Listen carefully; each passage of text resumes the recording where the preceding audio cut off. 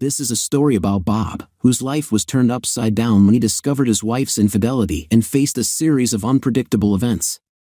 He meets his ex-wife, Sue, and her new partner, Peter, in a diner where past secrets resurface, revealing new perspectives and causing turmoil.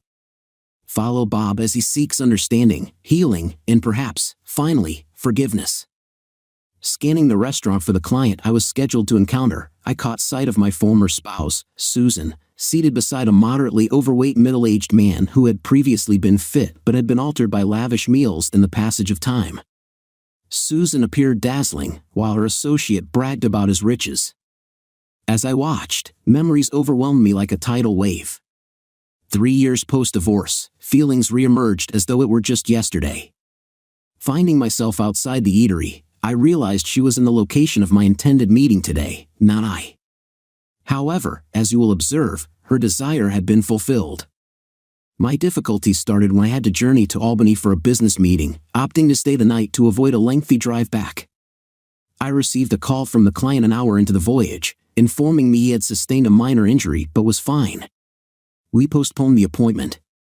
Reluctant to undertake an additional 2 hours of driving, I chose to head back home to prepare a surprise romantic meal for my dear wife. As I neared our residence, 3 strange vehicles caught my attention entering the home. Hopeful for the best, my spirit plunged at the sight of 4 disarrayed sets of garments in the living area. My heart dropped upon hearing my wife shout. It was not a plea for assistance but something different. My soul crumbled, realizing my wife was unfaithful. I knew I had to discover what was occurring. Ascending the stairs, I heard a raw noise. Peering carefully into the bedroom, I saw 3 unknown men, one being her employer, Jeff Davis.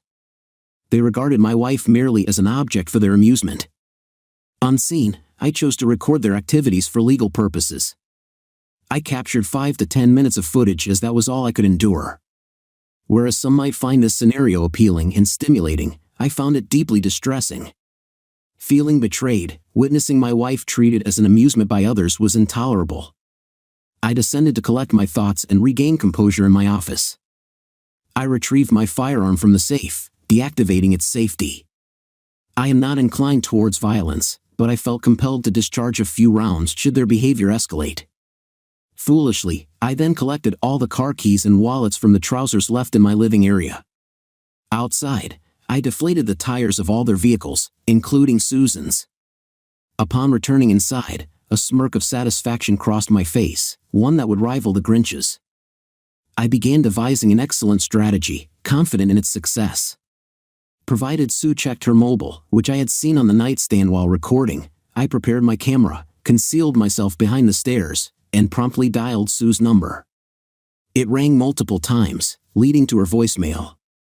Knowing she anticipated my call at this hour, I redialed every 2 minutes until she eventually picked up. They must have silenced themselves, for the quietness was such that one could hear a pin fall. "Hey Bobby, how's Alan?" Sue inquired, panting. The men's suppressed laughter was audible. "Seems you're panting, are you okay?" I queried, feigning concern in my tone. "Oh, I just rushed upstairs to grab the call on my phone," she hastily justified. "My meeting was canceled, and I'll be home in a few minutes. Would you like to dine out tonight?"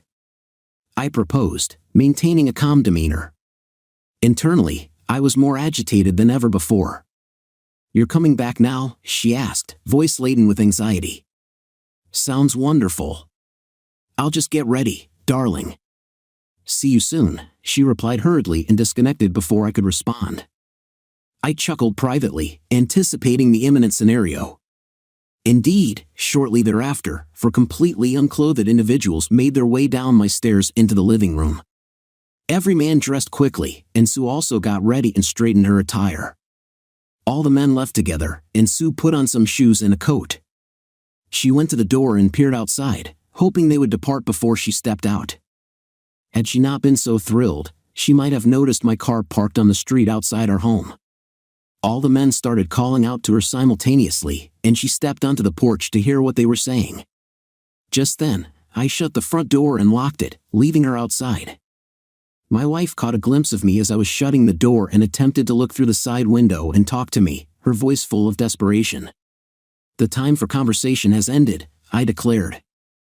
The other men came back to my porch and started pounding on my front door. Within moments, I realized they wanted their wallets and keys. I phoned 911 and reported an attempted break-in at my home. The dispatcher mentioned that a neighbor had already called. I provided my name and address. Shortly, a police officer arrived. After the police questioned my wife, I stepped out to meet the 2 officers present. "Officers, these men assaulted my wife, and I demand their arrest," I informed them. This sparked immediate protest from the men, claiming consent. Everyone, including me, turned to Sue for her response. She avoided eye contact and in a low, ashamed voice, she admitted to inviting the men over and consenting to the acts, denying any assault. The men were visibly relieved to avoid assault charges. Soon after, 2 more police cars showed up. At my request, they recorded everyone's details for their report. The lead officer told me that since my wife had invited the men over and they were adults, there wasn't much they could do, suggesting we seek counseling. I asked the police to order a taxi, stating that Mrs. Thomas wouldn't be allowed back in our home that night. One of the men arranged the taxi. After finding their tires slashed, they tried to blame me for their missing wallets and keys, but I denied any knowledge of it. I then returned to the porch, glaring at Sue. She tried to approach me on the porch, a daring act considering my fury and the fact that I was armed. "Bobby, I'm truly sorry," she began, but I interrupted her, heartbroken, refusing to forgive. I told her that from then on, I would only refer to her derogatorily and that any future communication should go through Ted. With that, I entered my house and locked the door, leaving her outside. She returned to the group in tears. Jeff's attempt to comfort her was rejected, which oddly pleased me, though my satisfaction was short-lived. Upon returning to my bedroom, the scent of their activities overwhelmed me, driving me into a rage. I began to destroy the room, throwing the mattress outside. I grabbed my toolbox from the garage and dismantled the bed, scattering its pieces on the lawn along with the mattress. I went back to the bedroom and picked up Sue's mobile phone from the ground. I looked through her contacts and texts, and of course, she had offensive emails, pictures, and even a few clips of some men I never recognized, yet from the photo, it seemed she was quite familiar with them. I began searching for trash bags to pack all her garments in, and I found myself chuckling. I was once devoted to her, but those days have ended. I moved all the cartons from our bedroom to the ground floor and sorted the contents of each into distinct heaps on the front yard. Next, I handled all her additional belongings in the guest room. Here I encountered another shock. I took all the drawers from the guest room dresser to the yard, just as I did with Sue's bedroom things. The very last drawer was jammed and wouldn't open fully. Not in the best of moods, I vented my frustration on the drawer. I yanked hard and heard the plastic snap. I pulled out the drawer and attempted to open it gently. It opened right away, and I saw what was causing the issue. Beneath the drawer were 7 or 8 DVDs. I damaged one of the DVD cases, but the disc was still okay. My heart dropped once more as I looked at the discs. I didn't think I could feel any worse, but I did. As I walked downstairs, my eyes caught the titles on the discs, and I felt even more upset. Upon reaching the living room, I carefully arranged the items on shelves for later examination. The first was a video of Sue with her good friend Sarah at Sarah's house. I had thought Sue was helping with events in Avon on Tuesdays and Thursdays, but instead, they were having personal moments with men for extended periods. Sue and Sarah were experimenting with various kinds of closeness with multiple partners, which brought tears to my eyes. Until the last 2 discs grabbed my focus. The first showed Sue involved with her tennis coach during sessions I had paid for. She attended these every Saturday, coming back too tired for any closeness that night. The second disc showed Sue in an affair at her job, right on the conference room table, with Jeff, her manager, and Jeff's boss, Bill Evans, a well-known figure in our community, often seen in the news at different events. Seeing him take advantage of my wife made me feel completely hopeless. I grabbed a large envelope, put in a CD-ROM and a tape with footage I had recorded. Before my plan was to send the whole envelope to my attorney and trusted friend, Ted Worth, a lifelong buddy I completely trusted. Nothing else seemed important at that moment. My attention turned to Sue's computer on the desk, and with a press of the space bar, it turned on. I carefully copied every document, email, photo, and video onto an external hard drive, a task that took almost an hour. Once done, I started going through my wife's computer content, videos of her in personal acts like those on the CD, along with pictures meant for mature websites. Looking through her emails from the past 6 months, I found messages cleverly hidden under harmless file names, including exchanges with Jeff and various men, as well as conversations between Sue and Sarah, the most recent just a week ago. Reading a particular email sent chills down my spine, making me think about reaching for my gun, yet I decided she wasn't worth such extreme actions. I had to stay determined. Only one email from Sue to Sarah had stirred deep feelings in me. Sarah wondered why Sue stayed with me instead of choosing to be single and new, and urged Sue to describe her perfect qualities in a future partner. This is what she admitted to Sarah. "I don't want anything to do with him now. Bobby is as faithful as he is naive. I really think it's just a matter of time until he discovers my secret way of living. He's not totally naive, it's just that love makes you blind. He's been looking a bit healthier lately, and his waist has been expanding day by day. At times, it's challenging to feel attracted to him when I contrast him with the men we know. Additionally, I'm not fond of beards and mustaches. They make him appear somewhat unappealing to me. There was a period when I deeply cherished him, yet the thrill of recent years is hard to forsake. His close friend who practices law might complicate things further if he gets involved, potentially leading to troubles. Jeff and Bill from our workplace hint at possible job advancements and salary increases, alongside some playful banter. It makes me laugh. I also hope to acquire a house and a vehicle if things go according to plan, possibly even securing a modest amount of support payments monthly. I eagerly anticipate our gathering on Tuesday. I plan to attend if my recent sports injury allows. Tony's energy amazes me. I must remind myself to obtain the video from last Thursday's group workout session. My ideal partner would be affluent, faithful, easy to guide, and not too sharp. He should be exceedingly attentive to my wishes while still inquiring about my preferences. The aspects of intimate relations are less important to me provided financial stability is assured. I often find it surprisingly straightforward to achieve my goals. Alas, Bobby's return means I have to cut this short. Looking forward to seeing you on Tuesday. Do call. Rereading this letter, the terms unappealing and the reference to the past few years deeply wounded me more than I can articulate. Did she truly feel this way about me? Was my affection so blinding that I overlooked her infidelity for over 2 years? Following these revelations, I retreated to the couch, drifting into a restless sleep. Awaking early, I informed my workplace of my illness, as I had spent the night restlessly. I then reached out to Tedworth, a trusted friend and my legal advisor on many matters. Mary, Ted's assistant whom I've known nearly as long as Ted, answered. I urgently requested to see him, instructing Mary to use the name Tammy Brown to ensure Ted's prompt attention. I hastily prepared to leave, only to be interrupted by a call from an unknown number, which I answered, hoping it was Ted. Bill Evans calling from Susan's office sought a meeting to discuss the previous night's events. Although uncertain if he was aware of his recorded indiscretion with my wife, I recognized his concern over potential losses, including important clients and the risk of negative publicity. I agreed to call back with a plan to meet later that day. Exiting my home, I noticed the aftermath of what seemed like a chaotic clearance sale, including a damaged bed and scattered clothing. A neighbor's puzzled look hinted at the gossip that awaited.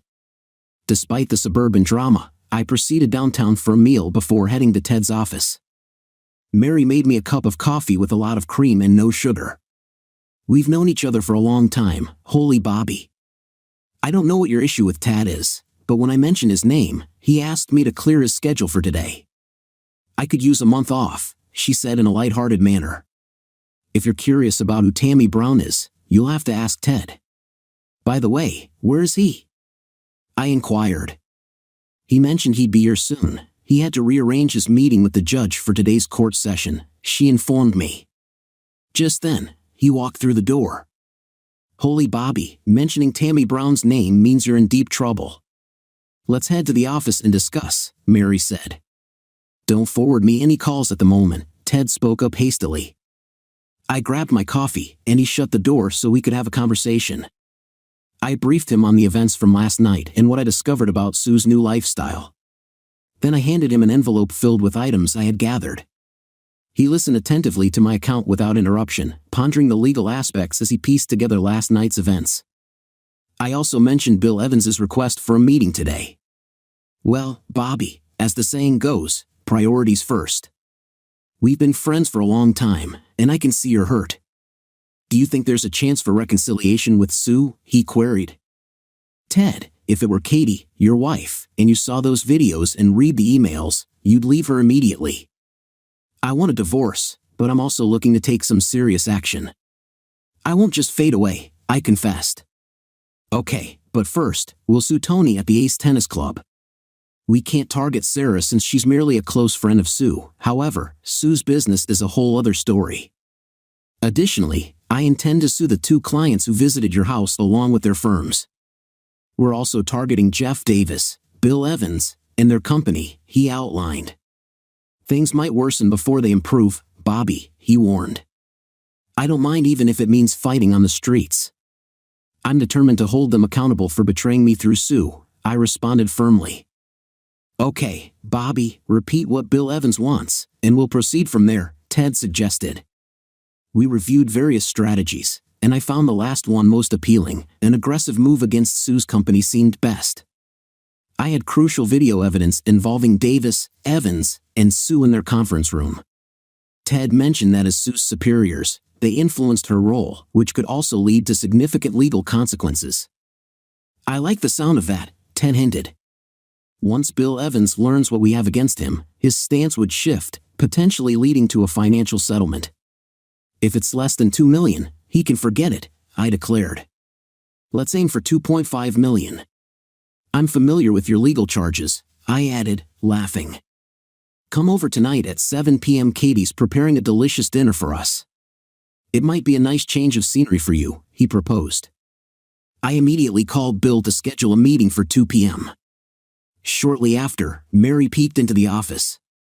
Ted, you have a call, she announced. Mary, I said no calls, he replied, visibly annoyed. I'm sorry, Ted, but it's Susan on the line. I thought you might want to take it, Mary explained. Apologies, Mary, but it looks like today will be a lengthy one, and it's only beginning, he responded.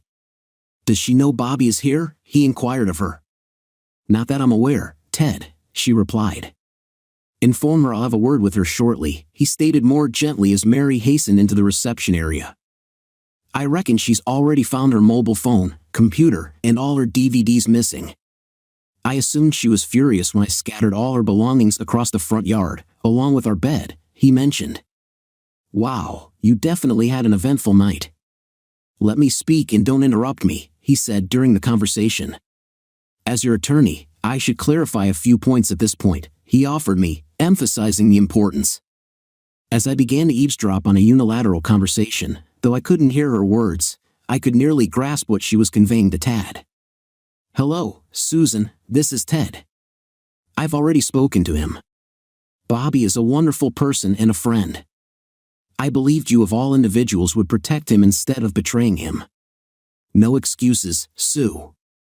I'm not interested. Yes, I will represent him. He presents compelling reasons. Be prepared, it won't be easy. I'll have a word with him, but you've devastated a man who was utterly loyal and adored you. I doubt he values your opinion. My top advice is to find yourself an excellent attorney, you're going to need one. Yes, Bill Evans is scheduled for 1:40, though I believe you shouldn't attend. Hear me out, Sue. If you even think of appearing at the office door and eavesdropping, I'll advise Bob to depart, and chaos will ensue. It's best you remain patient and keep your composure today. I'm aware he placed your items on the lawn, but just as you could allow strangers into your sleeping quarters, he can dispose of your belongings. To be honest, I'm astonished he didn't harm anyone last night. Indeed, he was with him, but it was for self-defense. He suspected you were assaulted, as mentioned in the police report. If it were my Katie, I'd be incarcerated at this moment. Given the situation, I believe his reaction was heated. Regarding your laptop, mobile phone, and any other possessions not found inside, today you should consult the house's co-owner. Maybe he left everything outside with your apparel, and perhaps someone else took them. I'm unable to confirm. I finalized all the escrow documents for the house, and both of you possess equal rights to it. How you decide to utilize these rights is a personal choice. Okay, I'll inform him immediately. I advise you to remain elsewhere and allow Bobby to stay in the home until things are resolved. Currently, it's not safe for you to share the same space with him. Listen, Sue, even now, the thought of confronting you makes me angry, so don't push it. Stay with Sarah, and we'll communicate. Have your attorney contact me once you've appointed one. Your crying won't sway me now, Sue. Besides being his legal advisor, I'm also his ally. Your tears are ineffective with me. I can become stern if necessary, and this scenario seems fitting. I've always had respect and affection for you until today. It's regrettable you'll witness a side of me usually reserved for foes and naysayers. You won't appreciate it. All right, but keep your distance from him and don't leave your office. Currently, he wants no association with you. Goodbye, Tad concluded and glanced at me. I believe you caught most of the dialogue, he questioned me sorrowfully. Indeed, I just wish for another chance to confront her personally and express my true feelings, though the thought of encountering her once more is too painful at the moment, I confessed to my companion. Here's what you should do, Bobby, he suggested, instantly shifting his demeanor to one of optimism and hope. Fetch these recordings for me, Tad requested as I withdrew from the envelope the videotape from the previous night, the footage of Tony at the tennis club, and the tape of Sue with Mr. Davis and Mr. Evans at her office. I handed over the videos to him, and he suggested inviting Mary to join me for lunch. I gave him a puzzled look, and he quickly explained, I think it would be best if I review these myself to avoid causing any distress before our meeting at 2 p.m. I believe watching these videos won't be beneficial for you at the moment, and I'd like to prevent any frustration before our encounter. Acknowledging his point, I expressed my gratitude and shared the positive update with Mary. She humorously insisted on dining at a costly place, assuming Ted would cover the bill. Our laughter filled the air as we exited the building. Dining with Mary proved to be a delightful experience. She effortlessly diverted my attention from any concerns for the time being. Upon our return, we were greeted by Tad's loud cheerfulness, finding him celebrating at his desk. This footage is incredible, Bobby. It's unbelievable, he exclaimed. My reaction was a mix of amusement and sorrow, which didn't go unnoticed by him. Oh, Bobby, I apologize. My celebration wasn't about the tapes. I understand Sue's actions have hurt you. My excitement stemmed from a different discovery, he confessed. Bobby, come over here. There's something you need to see, he beckoned, guiding me to stand behind him for a clearer view of his computer screen. Did you see the whole video that Tony recorded at the tennis club with Sue? He inquired. No, I only managed to watch parts of it last night. It was tough to sit through without feeling sick or enraged, I responded truthfully. Well, I've got something surprising for you. Just as Tony and Sue were finishing up, they attracted a small audience in the men's locker room, Tad shared, pointing out. I'm not sharing this to upset you, but look at this man, indicating a figure on the screen. The man in question was elderly, clad in a towel with long gray hair and a thick mustache. Ted, I don't recognize him, but it seems you do, I remarked. Bobby, he's related to our meeting today at the tennis club at 4 p.m., Tad revealed, sharing his enthusiasm and the reasons behind it. His strategy made me smile. Besides being a friend, Tad was an excellent attorney, and I was thankful for his support.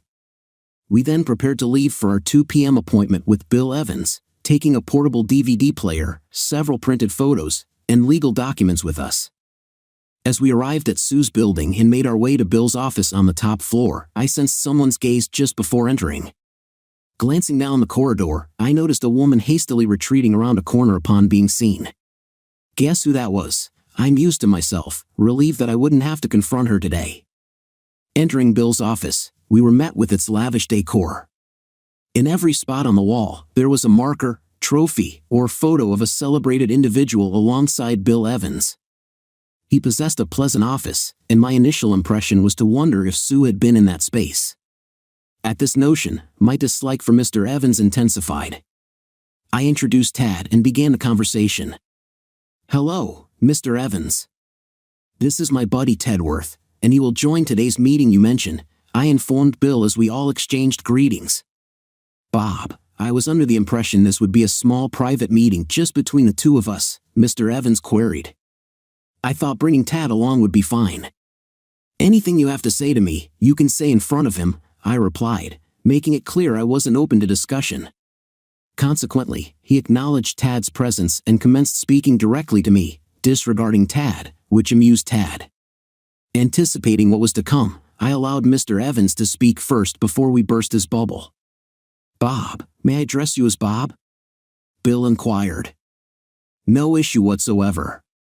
In fact, I thought it'd be beneficial to include Jeff Davis in this meeting as well. It's relevant to him too," I shared with Mr. Evans. After contemplating briefly, he pressed the intercom and instructed, "Julie, inform Jeff I need him in my office immediately." "Tell him to halt whatever he's doing and come here at once," he commanded. "Jeff will join us shortly. Meanwhile, I want to express my regret for the inconvenience Jeff and Sue have caused you.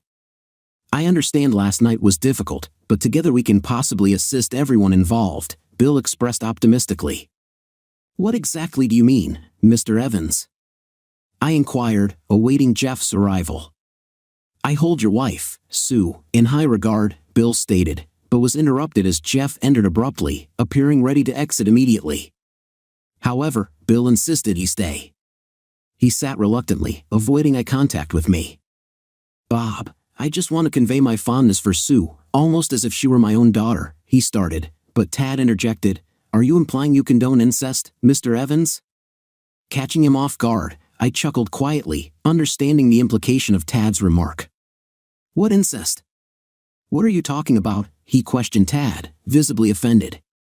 "Allow me to demonstrate. As they say, a picture speaks 1,000 words," Ted remarked, placing a DVD player on Bill's desk and handing the stills from the video to Jeff, not Bill. Jeff's eyes widened in shock, and he handed them to Bill. The images depicted Bill and Jeff with my wife, clearly indicating their actions. Bill seemed to recognize his boardroom table, previously used for encounters with Sue. "Jeff, did you seriously record this and distribute copies?" Bill inquired, bewildered. Jeff was speechless, utterly taken aback. "Well, Mr. Evans, here's the plan. By the way, I'm Bobby's lawyer and friend. Let's discuss our demands and how you'll address them," Tad announced to the astonished audience, enjoying the moment. "Firstly, Sue retains her job, no questions asked. Bobby feels she'll need employment, and she's well liked here," he mentioned to Bill with a subtle nod. "Second, Mr. Davis is no longer welcome. Sue remains, this man departs," Tad stated, pointing at the shocked Jeff. "Lastly, we expect a financial proposition that respects our intellect. We will solely review your initial proposal and provide an affirmative or negative response within 5 working days. Our intention is to initiate legal proceedings before 2 months elapse, potentially sooner if required," Tad declared. Before anyone could interject, Tad activated the playback function and rotated the monitor for Bill to observe. It depicted the two individuals repeatedly compromising my spouse in their boardroom. Jeff had no necessity to observe since he orchestrated the video capture. Bill gazed at the display, dumbfounded. I noticed the wheels turning in his mind as he pondered ways to safeguard his enterprise, his reputation, his familial relations, and above all, his finances. I was aware an event was imminent, Jeff, upon the departure of these men today. A grave dialogue regarding your ongoing employment will ensue. I shall consult my attorney to ascertain if an agreement that slightly pleases you is feasible. You both grasp the severe detriment to our business should this incident become public prior to my proposal's appraisal, Bill articulated, pondering aloud. Rest assured, Mr. Evans, your secret remains safe with us until we witness your earnest proposal. Nonetheless, I advise against hastily dismissing Mr. Davis presently. He might possess additional copies of the tape, which could serve as bargaining chips if we proceed unwisely. You and Mr. Davis should deliberate this matter personally. Furthermore, engaging in amorous activities with a subordinate may result in legal repercussions, including incarceration, and negatively affect your professional trajectory and prospects for advancement, Tad warned as we prepared to leave. Tad collected the DVD player and photos we had displayed, exiting the premise and leaving Bill and Jeff on the brink of a frank exchange. Approaching Tad to inquire something, he signaled for silence until we were outdoors. Unbeknownst to me, my spouse was nearby, surreptitiously listening in, but Tad noticed. The last sound I heard was Mr. Evans summoning Julie through the intercom, "Bring Sue Thomas here at once." A grin formed on my face, anticipating an entertaining meeting. Bill was about to learn of the DVD's discovery in our residence. Once outside, I questioned why Tad provided Jeff an escape route by suggesting he use his own recording against Bill. "Divide and conquer," Ted explained. "It's preferable they don't collaborate. If Bill presents a jesting offer, it encourages them to turn against one another." Ted also mentioned their familial ties and church attendance, which seemed ironic given the content they produced. These revelations made them hesitant to disturb their domestic harmony. As we departed, I was struck by the realization that this place would now be associated with my spouse's infidelity rather than her workplace, evoking a sense of melancholy. Among my many thoughts, Ted brought me back to the present. "Let's grab a beer before our next appointment at 4 p.m. at the tennis club. We could both benefit from a drink, and there's something I need to discuss, but I am unsure how to broach." During our drive to the tennis club, we stopped at a charming bar adjacent to it. Tad ordered beers and began, "Bobby, I believe Bill Evans might extend an offer, albeit slightly less than $1 million. I'm familiar with his legal representation from another case, and they're highly competent. The lead figure is also pragmatic. I'll contact him tomorrow to convey that an insubstantial offer could detrimentally impact his client's business and familial life. I'll propose to them to handle it for around $3 million or just abandon the idea here entirely," he mentioned to me next. I must find out if the proposal is declined, which might mean whether I have the ability to pull Susan through the dirt. I won't be nice to her for anything in the world. I can't perform anything apart from what I believe will secure the win in the case. It will be my disagreeable task as your attorney if it comes down to that. This can turn unsightly and highly public. I will utilize every resource at my command to triumph in our situation. You might not appreciate all the particulars that could be disclosed about Sue, your relationship, and possibly your intimate life. I will portray her as the degraded woman she has turned into. I'm not sure if you've pondered this entirely," Ted appended in the end. "Indeed, I have genuinely thought about it. I'm a greater individual than any of these individuals assume I am. If this has to be done, you have my approval. But I prefer to attempt the monetary proposal first before we escalate," I insinuated slightly. "All right, first we'll assess what Bill proposes to you. Nevertheless, if it's unacceptable, I will finalize all the required documents on the same day. I will also reach out to my contacts in the newspaper and my acquaintances at 3 local news stations. They'd be thrilled to receive a few clips of videotape or photographs, even if they must add blue blocks over the explicit segments, as they phrase it in sitcoms. Ted, you've always been supportive of me, and I trust your judgment. I merely wish this entire ordeal had never occurred. If it was more enjoyable being an oblivious husband than to be publicly humiliated by an unfaithful wife, you still have my permission to do whatever is necessary. After all, I didn't initiate this, but I'm determined to conclude it soon," I expressed to him with frustration in my tone. "Okay, Bobby, no issue. Now, let's go over the content for our upcoming meeting. This individual, Mr. Harry Reel, is the proprietor of the Ace Tennis Club. This is the person I identified in the footage in my office. He informed me he will claim that adults will be adults and you will be powerless to assist us. Even Tony's tennis coach could be dismissed merely as a facade, then he might rehire him the following week.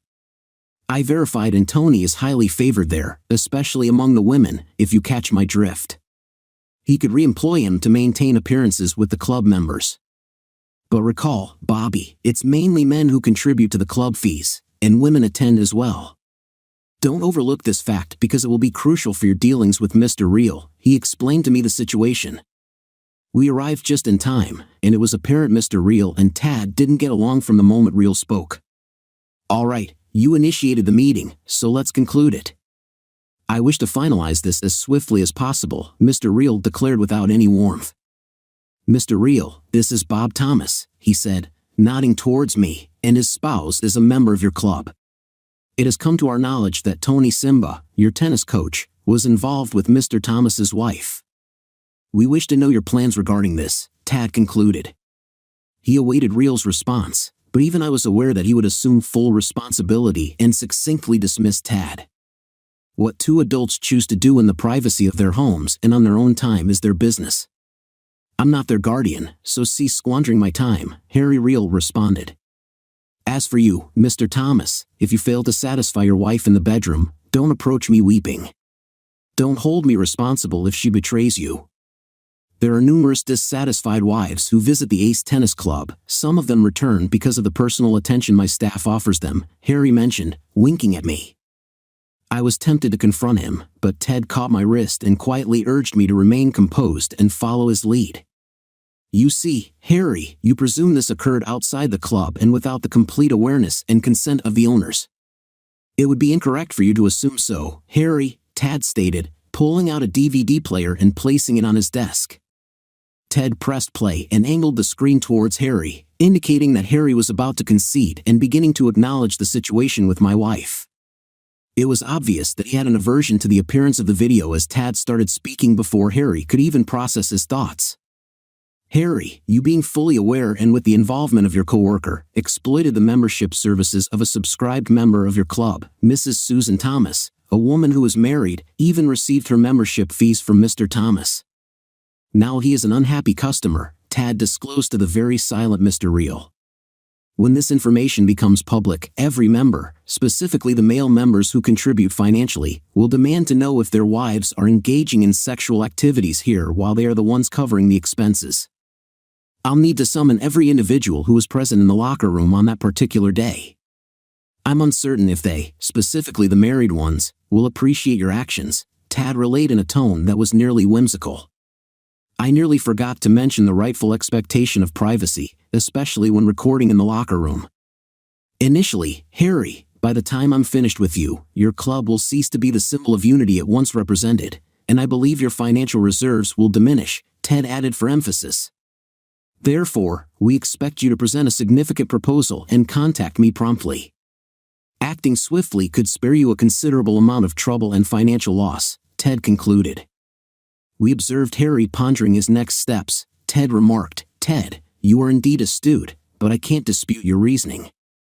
I'll reach out tomorrow with my proposition.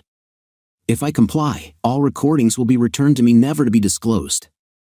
I will voluntarily dismiss Tony now if that's everything you've come to extort, Harry Real addressed us as Ted grinned, switched off the DVD player, and departed. Oh, and extend my greetings to Tito Martinez, Ted mentioned to Harry on his way out. Go to hell, was all Harry managed to reply. Tad chuckled throughout his return to the parking area, finding the entire situation amusing. So, we're now awaiting proposals, Tad said to me as we headed to his place for a home-cooked meal. By the week's end, Bill Evans had proposed just below $2.7 million to retain Sue as his staff. Jeff Davis was terminated after he naively handed over all his video recordings to Bill Evans, leaving Bill with no choice but to let him go, and Jeff was left powerless. I pursued the two fools who accompanied my wife on the evening I discovered her with Jeff. They were two of Jeff's significant clients, both eager to avoid any public scrutiny either for their businesses or personally, so they each offered me $1 million to back off.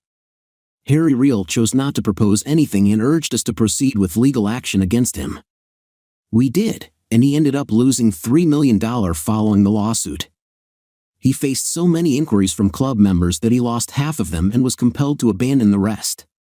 He probably believed he could evade the situation, but the judge disapproved of the footage from the private locker areas and the involvement with others' wives, I recounted.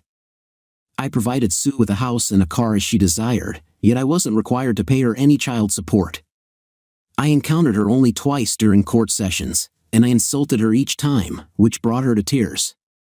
I often ponder why she wept then and not when she was causing turmoil in my life, marking the most challenging period I've ever faced.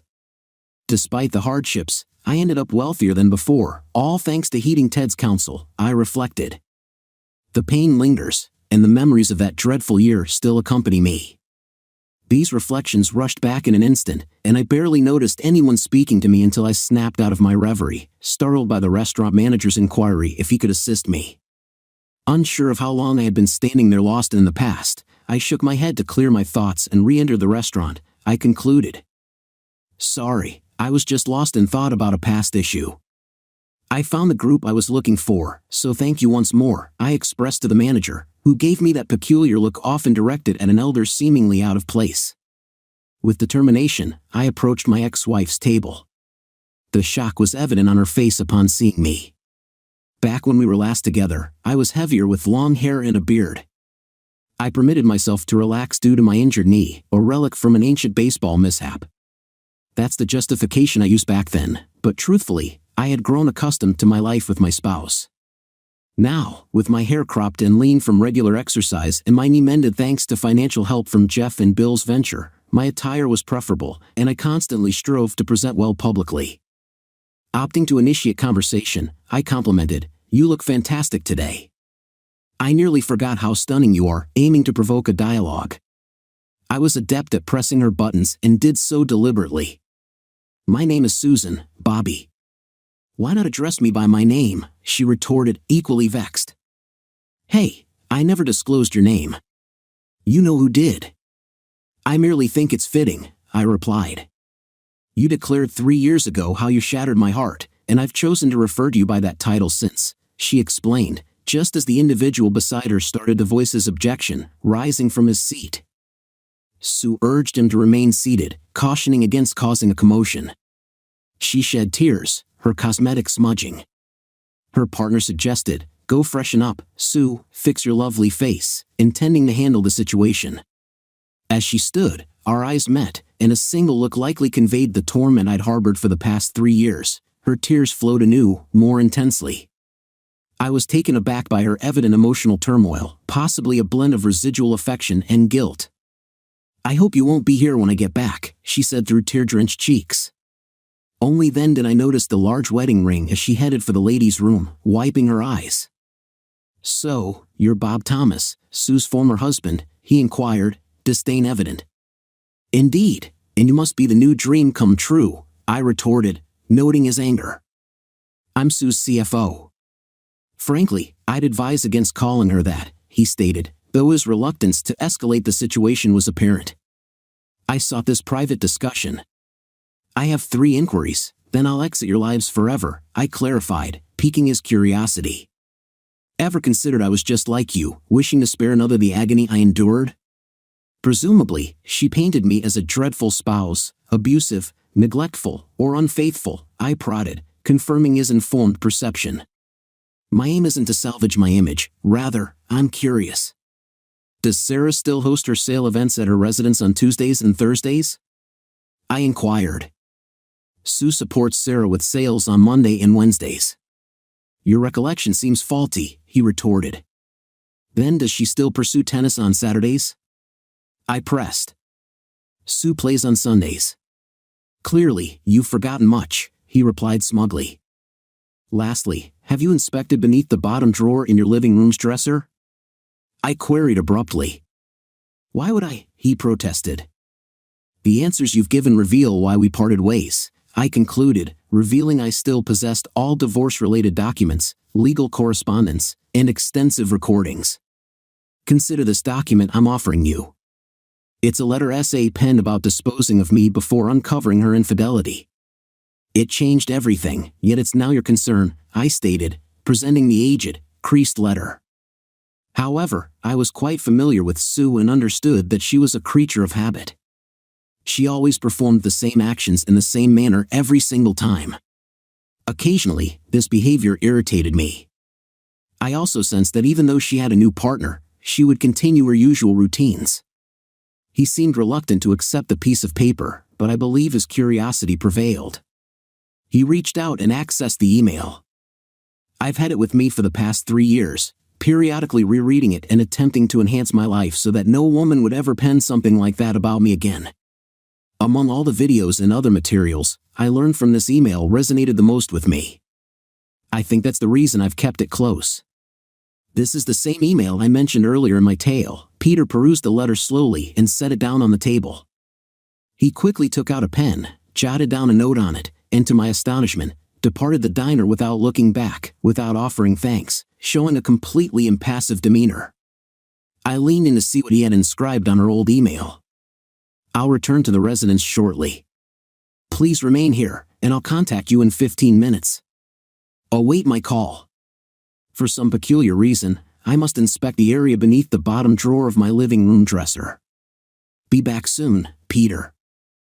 I felt he had experienced an epiphany, even if he wasn't fond of it. Something indicated that my assumptions were too accurate on all counts. The email was the final push, and I believe he needed to verify for himself. I left a message before vacating Sue's table and exited. There was no chance I would stay in that eerie atmosphere with anyone that evening. I proceeded to the entrance hall and phoned my client. They mentioned they were delayed and wouldn't mind postponing our appointment. Just before departing, I glanced one more time at the table. Sue came back to the table and scanned the area for Peter. She sat down, saw our old email and Peter's note beneath it. Her complexion turned ghostly pale as she recognized her old email and Peter's message to her. The last time I saw my spouse, she was weeping so intensely that the whole diner turned their attention towards her. I genuinely felt pity for her, but at the same moment, I was indifferent. That was the final occasion I saw her. I still ponder whether Peter discovered anything beneath the drawer. The story of infidelity represents a complex and emotionally charged theme. It allows us to delve deeper into human relationships, loyalty, and betrayal, as well as the consequences that can arise from deceit and mistrust. This theme speaks to our deepest emotions and prompts contemplation about the nature of love, trust, and forgiveness.